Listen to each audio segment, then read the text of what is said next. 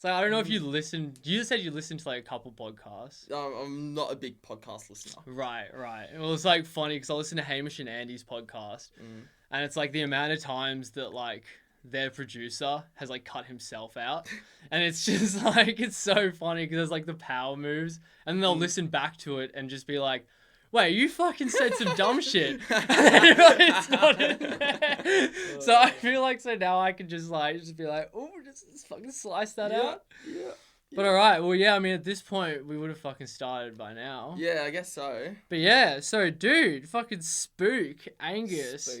What's fucking happening, mate? How have you been? I've been really well, thank you. I've been back into producing, DJing here and there, really enjoying the process. Yeah, it's been really good. I'm enjoying like playing and making music to my own style and like trying to navigate through how I can create or fit into this niche that I really enjoy the sound of. And just doing that has been really, really fun. Yeah, I'm loving the process at the moment. Nice, fucking nice. So just so that style, like that's like the similar kind of like darker, grungier kind of shit. Darker, grottier, like influences of jump up, but like more minimal, and then influences of minimal, but like more jump up. Basically, that's kind of sums it up. Oh well, dude. I mean, like, yeah, because the thing about like your tunes as well, like your tracks, like, because obviously I've heard a couple of the ones that haven't been put out yet. And I know that, dude, your fucking thing are those drums, dude. I love my drums. Oh, dude, those fucking little... Oh, dude, it's so fucking good. That's so fucking up your alley. Yeah, I love it. Because I know that's something that I struggle with so hard. Yeah, so I listen to your sexy little fucking... Yeah, but your music's so different to mine, and like the drums that you make are so heavy and large compared to like the minimal sort of drums that I like make that are a bit more clean, I guess, a bit more accurate. Yeah. I think accurate's a very good word. Fucking dumb. Boom.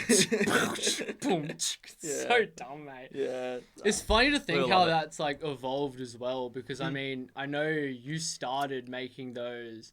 Obviously, you had the Spruce stint where you were making the Strong. You made the Miss You bootleg, like you made all those fucking things. So it's interesting to see. It's just interesting to see the way that you've kind of like navigated that. Yeah, because I know we would always talk. It would be interesting because we always thought it was like funny because you were making these like really cool melodic songs, and then like we DJ together. Yeah, at just like fucking whatever, and it would just be the heaviest shit. Yeah, of course. Yeah. Well, I feel like at the start, I struggled to make sort of the heavier stuff. So I kind of just did what I was good at. However, I would have loved to make heavy jump up at that time. But at the end of the day, when you make music, it's all about kind of the process of following the music that you enjoy. And when you kind of get to a level where you're able to make the music that you can enjoy, that's when you can kind of develop a niche. And that's kind of what makes you stand out as an artist. Yeah. But yeah, I mean, like, not that I didn't enjoy the melodic stuff back then, because I think, like, liquid drum and bass, as well as like I guess dance floor as well, with some of my early influences that were like quite fundamental to my like movement into electronic music. Yeah. So what would you say were your initial strengths as opposed to like your strengths now? Like how have they evolved or changed or shifted, or have they at all? As a producer or DJ, or I say producing. Producing, like, I'd say my initial strengths were like being able to arrange a track, being able to stick to a certain arrangement that kind of fit within drum and bass. Like I was always going to do drum and bass.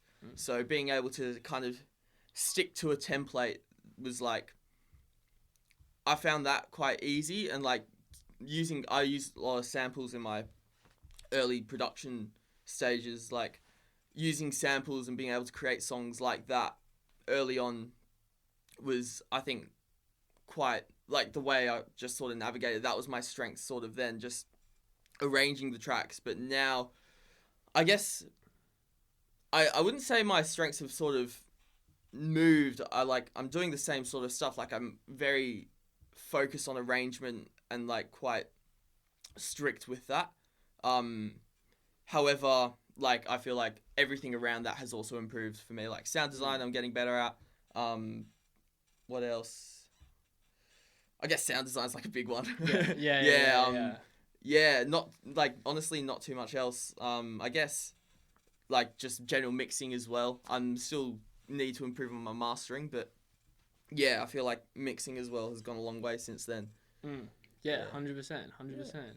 Yeah, nice.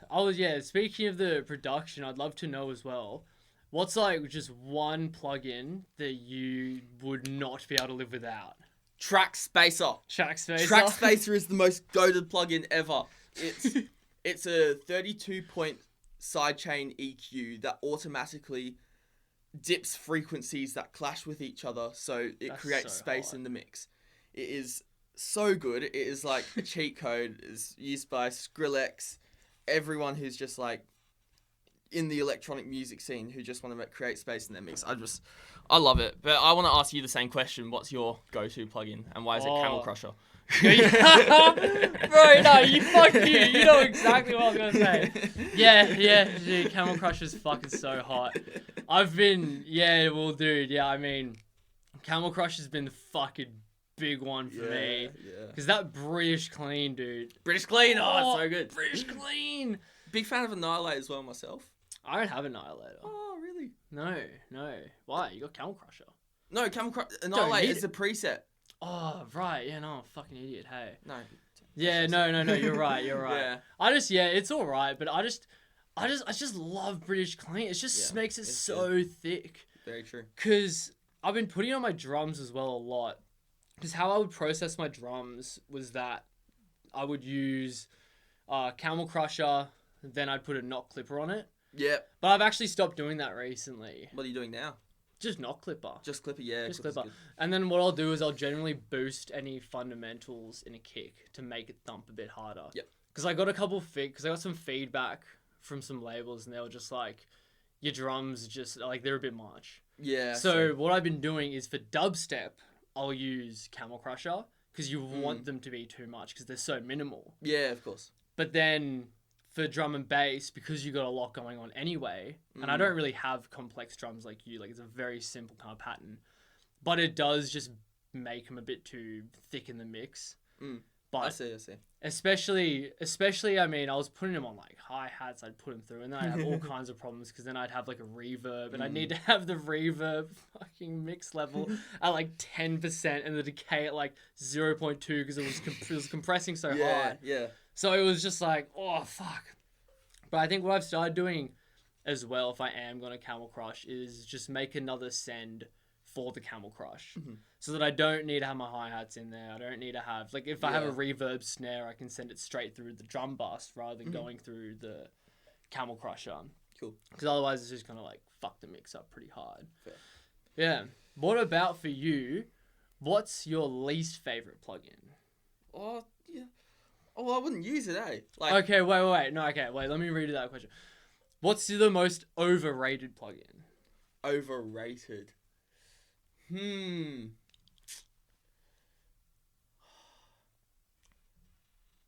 What would you say to that question? Because I'm stumped. I feel like they're all pretty fundamental. They are pretty good. I think that, I think something that I just... Oh, well, okay. I say this because I haven't bought a good one. Okay. But I think Saturate is just, they're okay, but I guess my style, I love that bigger kind of compression rather than just like a slight saturation. Because I use the soft tube saturation knob. Yeah. And I find that it's really limited in the amount that can really saturate, because then it'll just start to clip and then it's just distortion. Yeah. Which, I mean, is kind of what a saturator is doing anyway.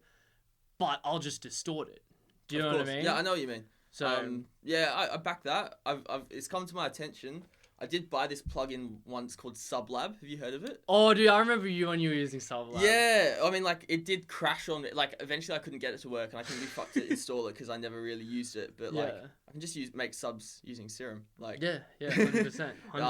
I didn't. Yeah, and it was all kind of tailored towards more hip hop sort of Yeah. subs rather than Like the 808 kind of. yeah 808s. It's not that I don't use 808s, but like yeah, just not really my forte. It was cool because it had like different subs that were used in like a lot of famous tracks that were directly imported from the producers themselves, such as like Post Malone subs from his tracks and stuff like that. But it's cool plugin, but just never used it really. So, yeah.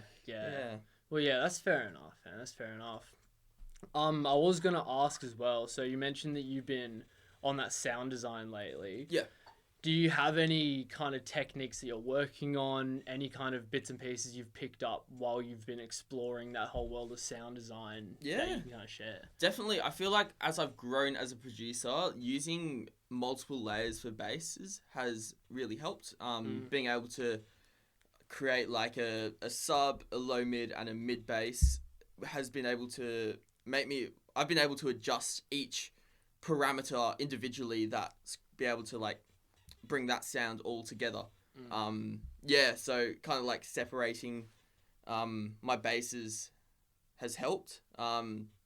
Additionally, you know like those moments when you're producing and you realize something that has like shortcutted a process of yours that is so simple, but if you learnt that ages ago, it would have helped you so much more. You done that?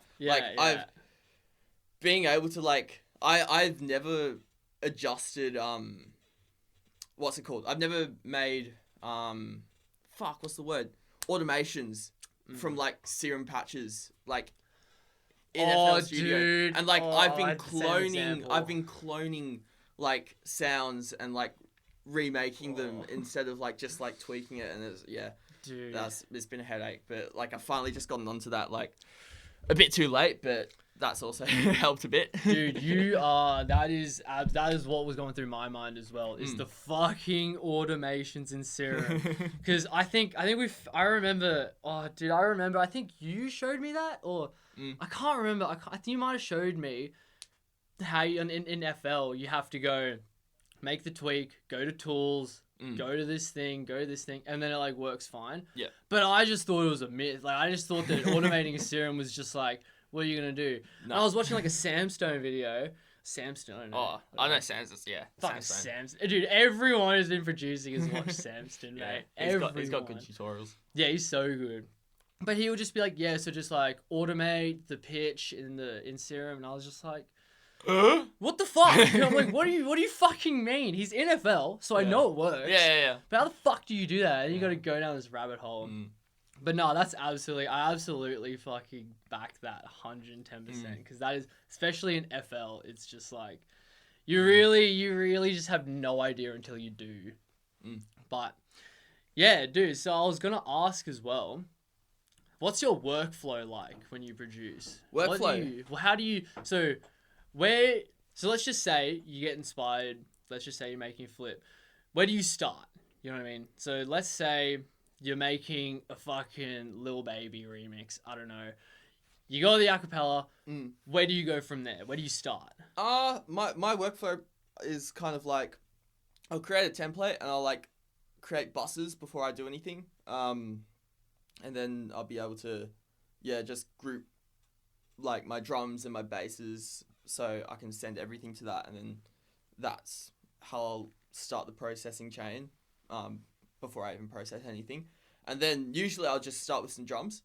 I think it's really, really good to start on drums before you do anything else, just because I find making a drum loop that's catchy and listenable without any other sounds is really, really good for the track. Just create a vibe, create some sort of like energy from the drums that's not going to be too repetitive.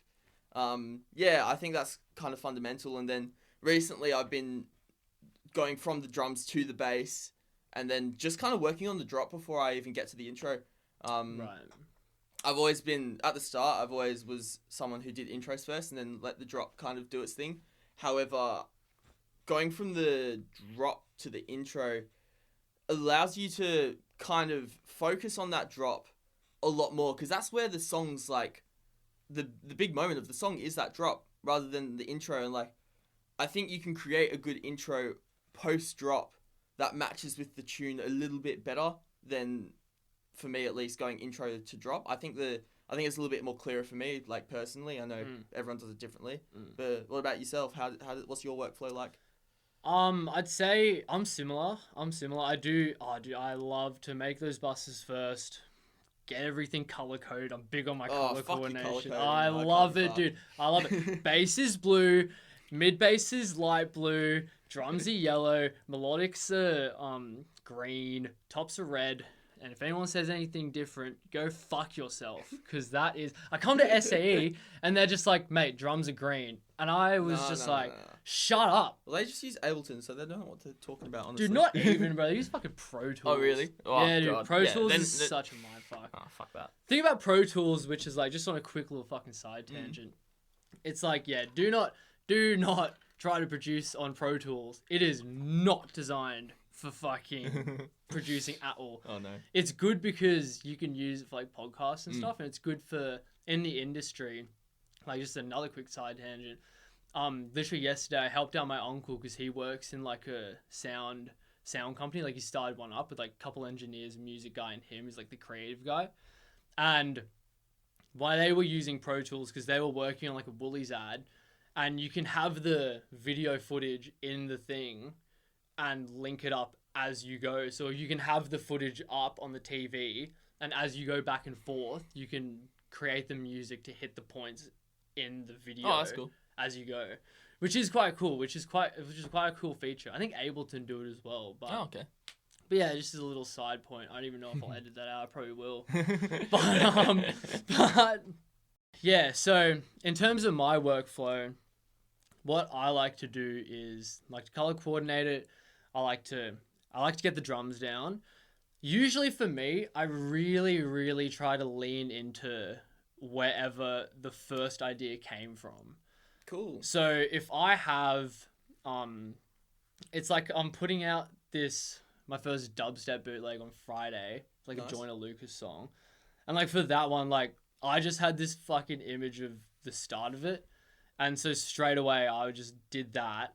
But it was just like this one intro loop for 32 bars, basically. Yep. And then I just did the drop, and then I kind of fill in the gaps in between. But the intro is like just like a cool couple sounds, have that going, get the vocals in, then hit the drop. Because, I mean, the drop's the funnest part, and generally that's where you get a lot of inspiration from. But yeah, I'd really just say that it's mainly just about, for me, just where the inspiration hits. If I'm making like an original, if I think of a cool drop, I'll start there. Yeah. If I think of a cool intro, I'll just start there. And I think one of the biggest things that people need to do as well, which is like something that I'm a huge proponent of, is just like work on it, and then as soon as you're not inspired for like 5 minutes, just fucking stop. I'll stop and I'll just start something else. That's fair enough. Because it's like, I just think that you just gotta lean into where that inspiration is. Fair enough. I've got a question to ask though. Do you find that moving off your tracks early on and maybe coming back to it at a later date, do you find it hard to tap back into that inspiration at a later point? I think it's a question of if the inspiration comes back. Yeah, of course. Really. Because it's like, if it's there and I come back to it and I have an idea, then fucking throw it in, see where it takes me. But for the most part, I mean, a lot of my laptop's full of just bullshit, dude. Bullshit, dude. Like, I started like 10 different tunes in June because I have folders of monthly of what I'm producing, and like, dude, some of them is just like this 8-bar shitty fucking loop that I just went like, this sucks. Yeah, I hate this, and then that's not doing anything. Fair. So I think for me, it's mainly just like where the inspiration comes from. But yeah, I was going to ask you as well, just to shift the conversation. So I want to talk about your DJing then. Yeah, let's go. Because I know we both started at a similar fucking point. We're lockdown DJs, as I think a lot of people are. Mm-hmm. So I want you to kind of take me through, because I know you did Your Shot 2022, you moved your way through, been getting booked like a fucking madman. I want to come back to that. Yes, come back to that. But yeah, take me through kind of how that happened, you know, before your shot, now. Of course. So before your shot, obviously I had probably the best bloke as a teacher to teach me how to DJ. Get off. Yours truly. No. So yeah, Get off it. Racket himself. He taught me over lockdown how to DJ. That was around April 2021, and then started producing around September that year. In which I think you were doing tech house at that point, something like that. Dude, I didn't even know what I was fucking. No, Yeah. I was doing bassline. That's what I got into. I got into bassline. True. Oh, good times. No, yeah, and before then DJing, it was just like we were just playing to our mates in a rave cave, off our chops. It was really good fun. On a little DDJ 400s, something like that. Yeah. And like that's kind of like the core memories that you hang on to and reminds you of like why you got into it in the first place. I find like those years is like just where I draw a lot of inspiration from, and I honestly loved learning how to DJ, and that like quickly, I quickly started getting inspired by drum and bass artists and kind of went down that route. I remember you introduced me to Dimension. That was the first artist that I ever kind of listened to. And it was from then I feel like I've gone from dance floor, liquid, and jump up to, I guess, obviously more jump up and minimal now, but that's kind of where I started. And then moving forward, coming into your shot the next year, I mean, like, I think I played one gig. I think one gig in June of 2022. I remember Objects. that because you were backing up Eliminate. I was, yeah. And I was because I was in Canberra at that time. I was so sad I couldn't fucking come. I was like, oh, what? Eliminate and fucking Spruce at the time. Yeah, Spruce, mate. And Spruce decided to drop his USB on the floor before his set. So he just had his backup USB that was just literally a playlist. The set was fine. But I think it took me 3 sets until I was like starting to get confident. And then I guess your shot came around. And that's when I really enjoyed like being part of the community, meeting all these people, and yeah, really, really getting into it. And yeah, your shot's just like a really, really great opportunity to meet people who are like-minded and like kind of grow into the scene. It's a really, really good thing for Australian music in general. From your shot, I think I started, just trying to make the heaviest jump up sets I could. What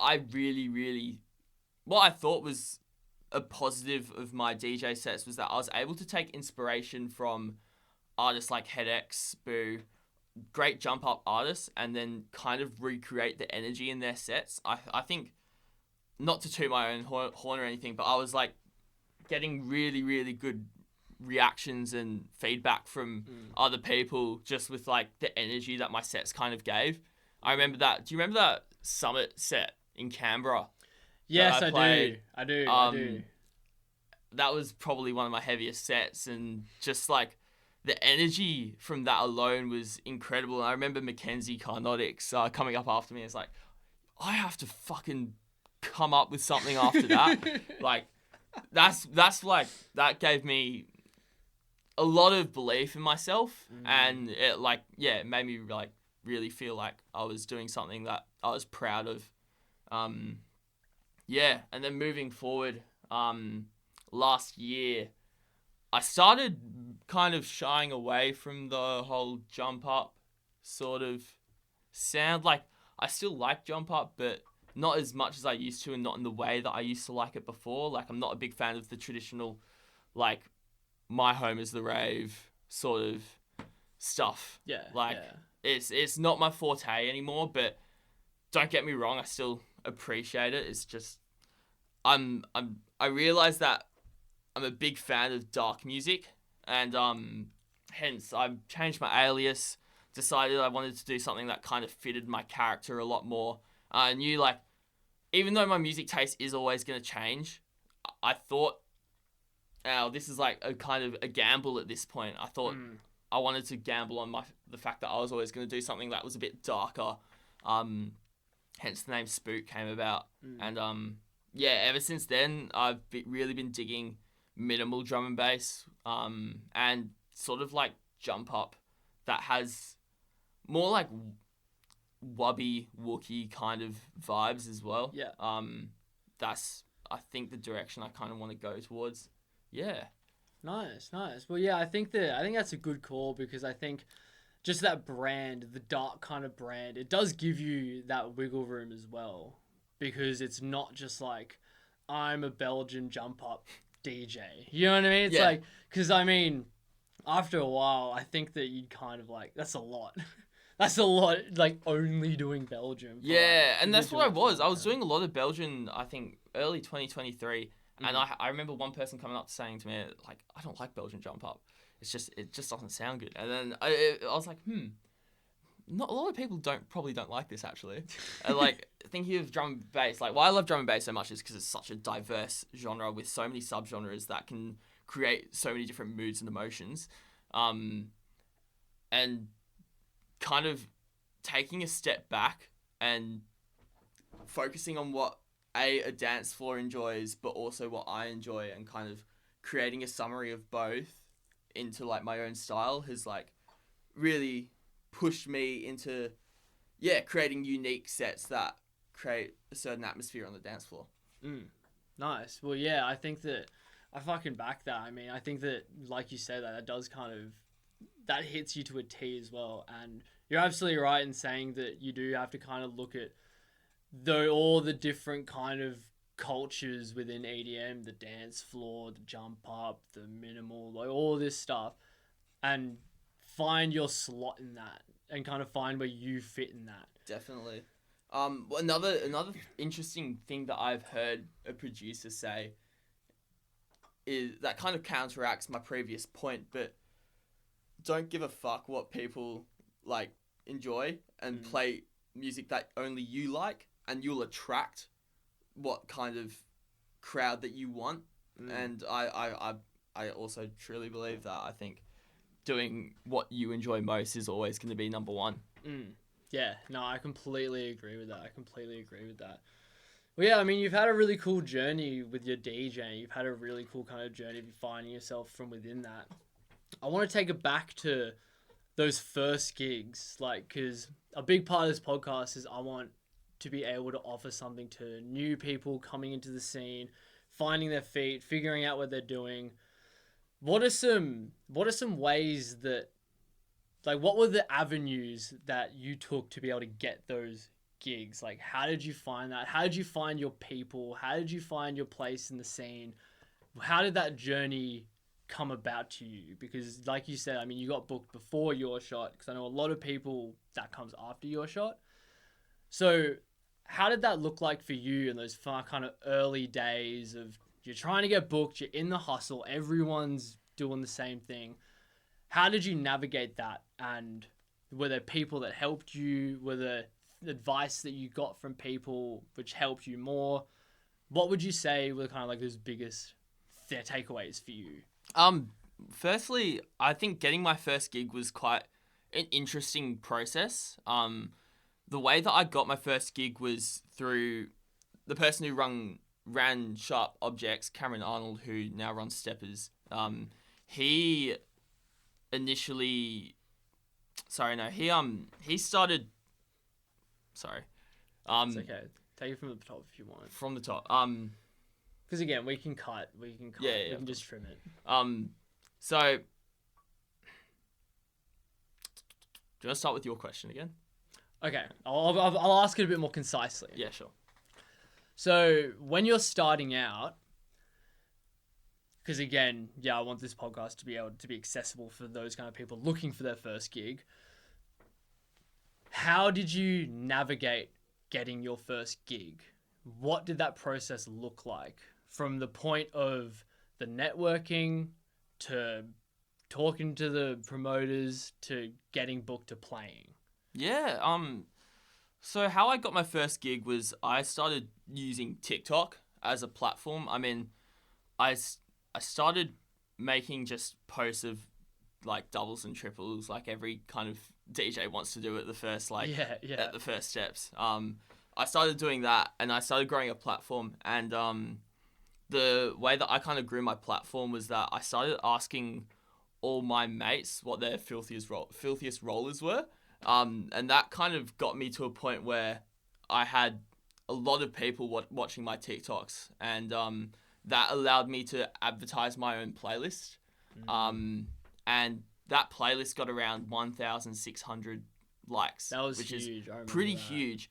And so Cameron Arnold, who runs Steppers at the moment, used to run Sharp Objects, and I think it was the first Sharp Objects that he ran.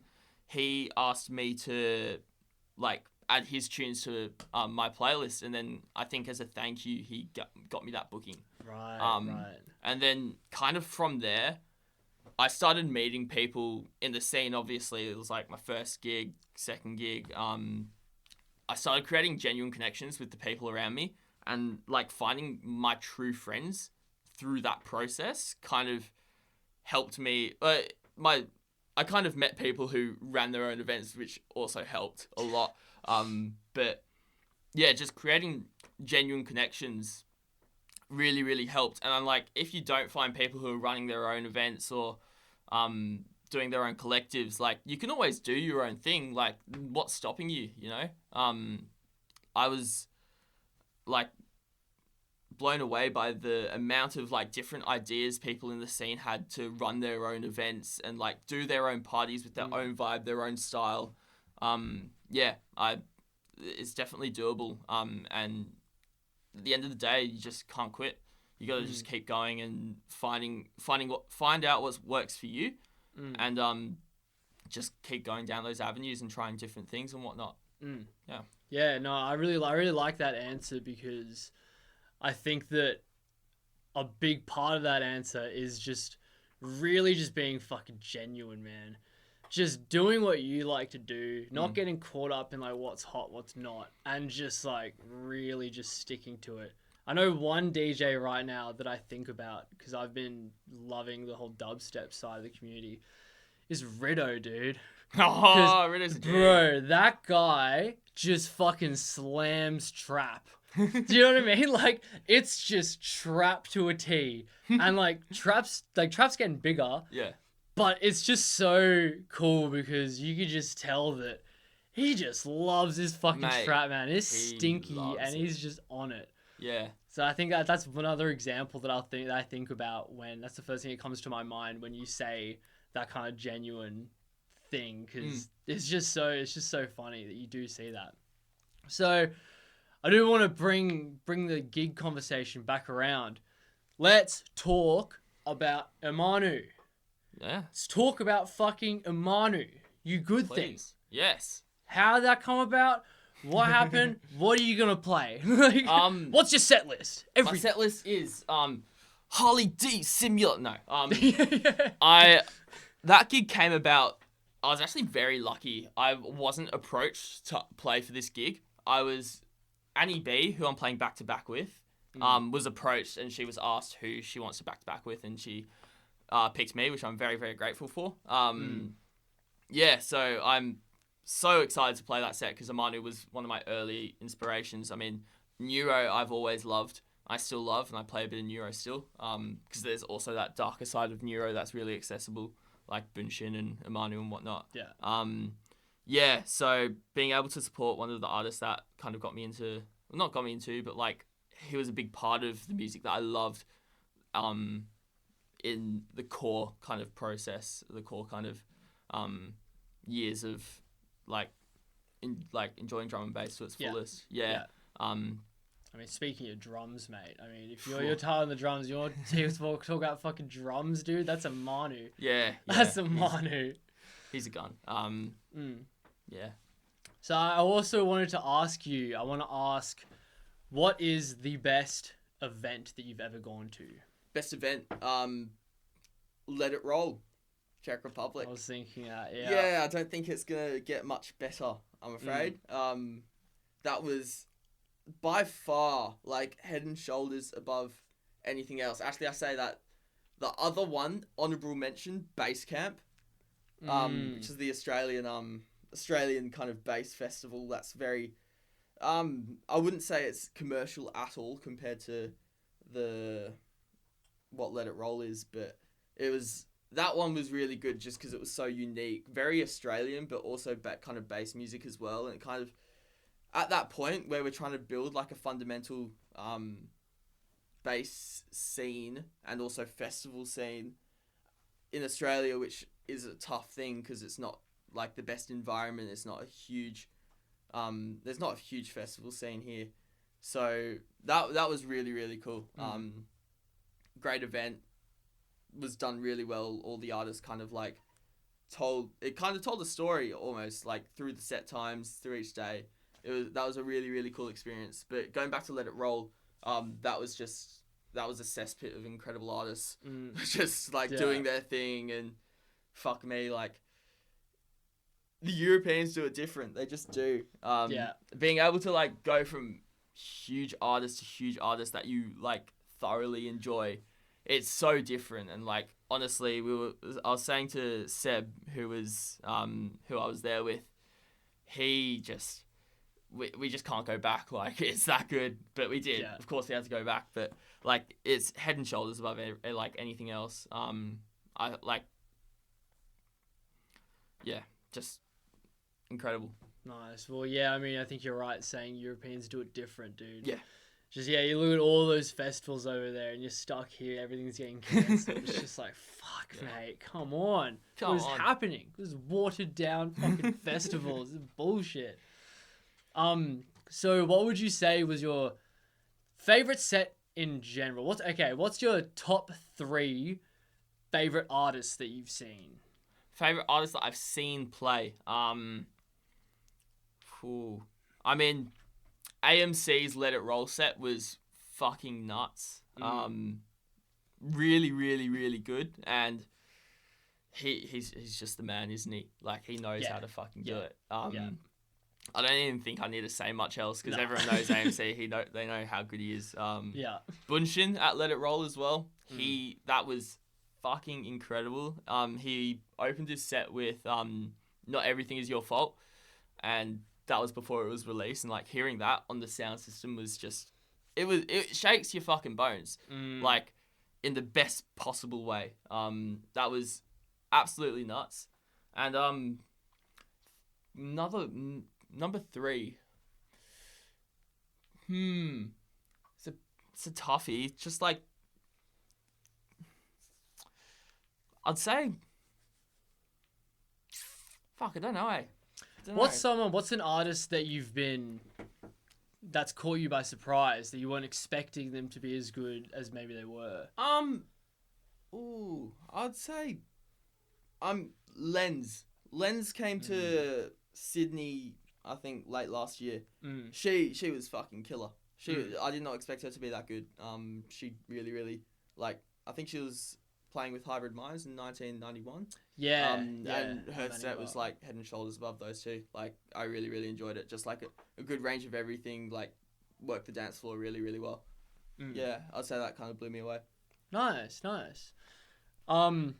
What was your favorite? I want to know what your favorite gig that you've played is. Favorite gig that I've played?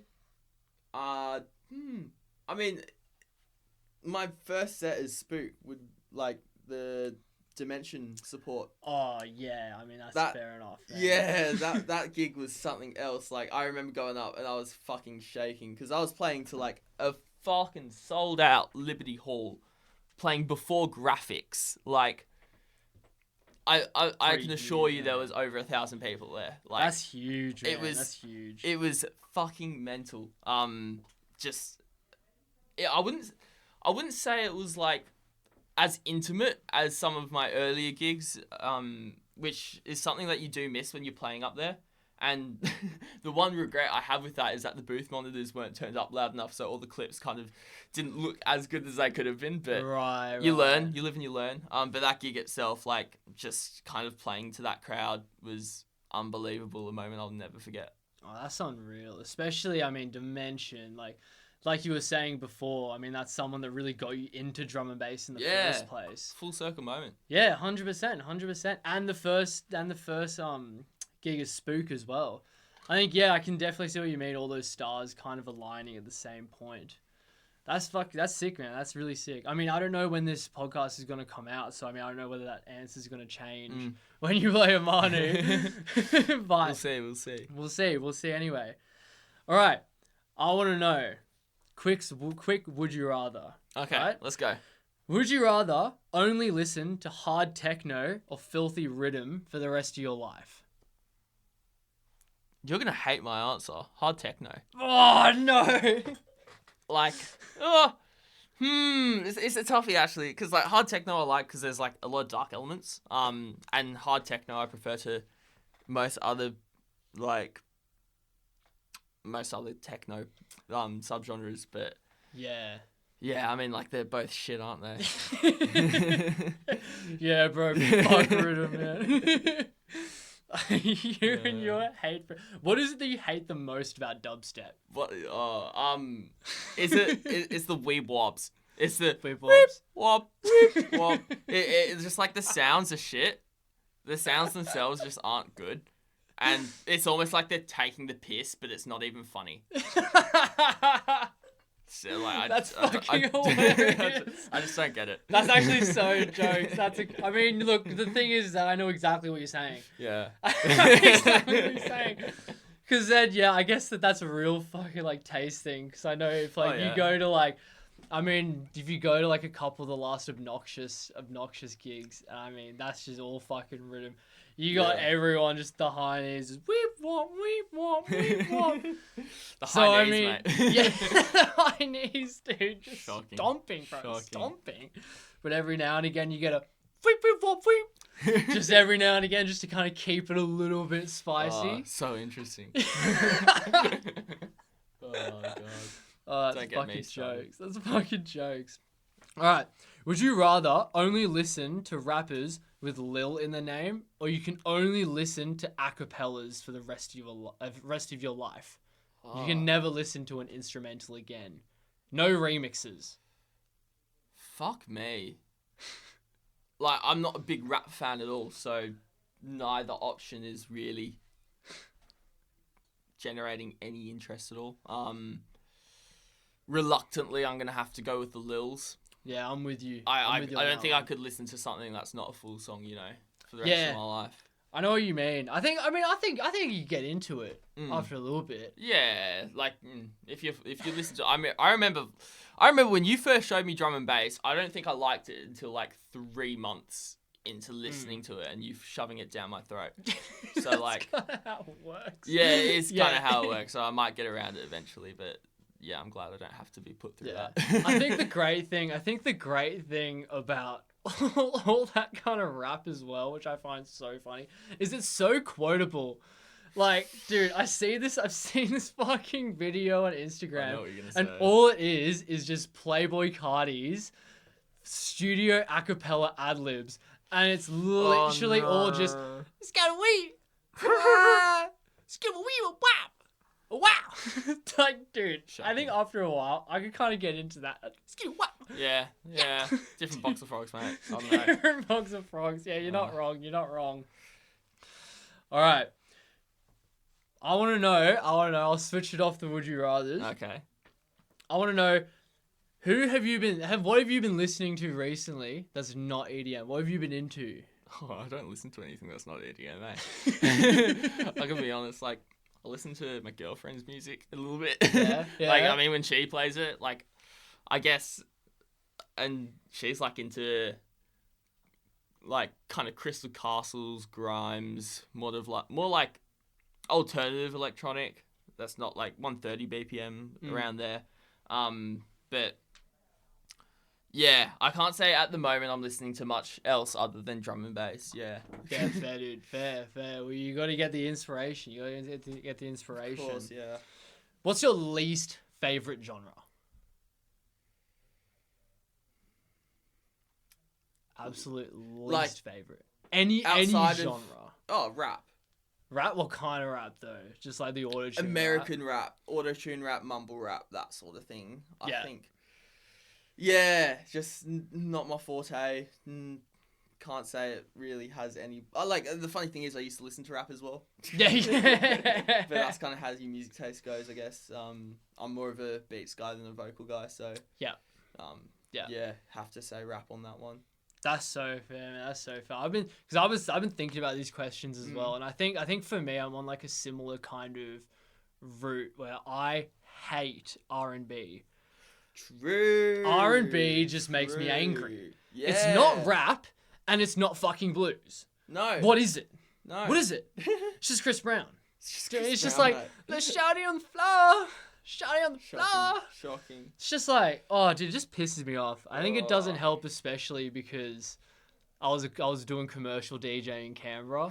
So it's like the only fun part is that I know anytime, because like when you're doing that commercial stuff, like you just kind of gotta play them. And you'd always play apple bottom jeans. Oh, yuck. Yeah, dude, yeah. So now it's just like, oh, I just can't do it. I just cannot do it. And it's just watching everyone in the crowd just like get so into it. And I'm just like, do you do this every week? Is this just like clockwork? I don't understand it. I just simply don't understand it. Cause it's like you go to like all these normal clubs, and it's just like, I guess the argument could be said about EDM events where it's all the same, but I don't know. They're just not fun. No. They're No, just not I mean, fun. like, you got an R&B event and, like, the artists are only playing music for the people. I don't think they're, like, playing music that they really enjoy or, like, there's not much, like, individuality across the board. Like, I don't think a certain R&B DJ is going to be, like, differentiating themselves from other R&B DJs easily. There's just not much room for creativity in those sets. Yeah, because there's such like that slim bandwidth as well. If you're going to be a commercial DJ, that it's like there's just only so much. Because then once you start going outside of that, you're not a commercial DJ. Exactly. You know what I mean? So I guess that's just kind of like a hard world to like understand when you're not in it. Yeah, fuck that. I'd never be a commercial DJ. Nah. The only thing that was good in Canberra was that like you just got mad clout. Because like they're just the biggest clubs, so if you're DJing there, you know, like I'll be DJing like a Thursday night, I'll go into Fridays like my philosophy class or whatever when I was at ANU, and then someone's just like, oh fuck, weren't you like the DJ from Mooseheads? And I mean, you do get clout. Yeah, it does feel good, but then you go back and you're just like, oh dude, fuck me, man. It's just painful. I remember the best I could get away with was playing Waiting All Night by Rudimental. Yeah, true. At least you could get like some commercial drum and bass in. Yeah. Nah, yeah, all those clubs, man, fucking Mooseheads, right? I could talk for fucking years about Mooseheads. But I won't, because that's boring. But yeah, I think so. I want to just so I think we're kind of getting towards the end of it. So I'd love to know, just kind of finish this out, what lessons have you learnt through your DJ journey? What bits and pieces have you learned about yourself or about the scene or about other people or just all that kind of thing? What are your biggest takeaways in your journey from Angus to Spook? Biggest takeaways, I'd say, be yourself. Don't try and be anyone that you're not. Also, play music that you fucking like. Those are probably the two biggest things. Staying true to yourself is just like the way to go. Secondly, biggest takeaway would be like try and do something interesting and different. Try and do something that's gonna set you apart from the rest of the pack. I think as I've like grown and watched a lot of sets from local artists, I feel like sometimes I'm hearing the same tracks over and over again. Like, don't get me started on the dance floor DJs, because mate, they play the same fucking 50 tunes in a set, and it like all sounds the same. I'm not going to name any names, but yeah. Start a fucking beef. Fuck dance floor DJs. No. No, I think just picking a style, picking a niche, like seeing where you can go with that, and then like also make fucking beats. Like, I don't think there's gonna be much room in the future for DJs that aren't DJ producers. Like it's such a fun process, creating your own stuff, and like you can be so experimental and like make hybrids of genres and take inspirations from like music that you listened to when you were like really, really young, and there's just so much you can do with it. Like I'd really like advise anyone to just get into production as early as you can, because you never know what can come from it.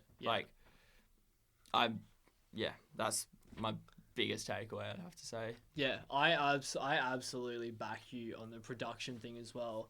Because it's really one of those things that, like, once you do it, it's so much easier. Especially, like, all you need is just get some free sample packs. You know what I mean? Just get some free sample packs, throw them together. Like, God knows that's how we started. Yeah, that's exactly how we You started. just get a couple packs with some cool sounds, and you can just put a drum loop in there and a bass loop. Yeah. You've got a song. Pretty you know what I much, mean? You can release that on Spotify. You're more than allowed to release that. Exactly. And then, yeah, it just snowballs, because you learn one thing, and then you're just like, oh, you know, you might like rap, and you might like the way the hi-hat sounds. Like, oh, that'd be kind of cool. What's going on there? Watch a YouTube video, cool bass sound. Oh, I wonder how you could do that. What's Serum? Blah, blah, blah, blah.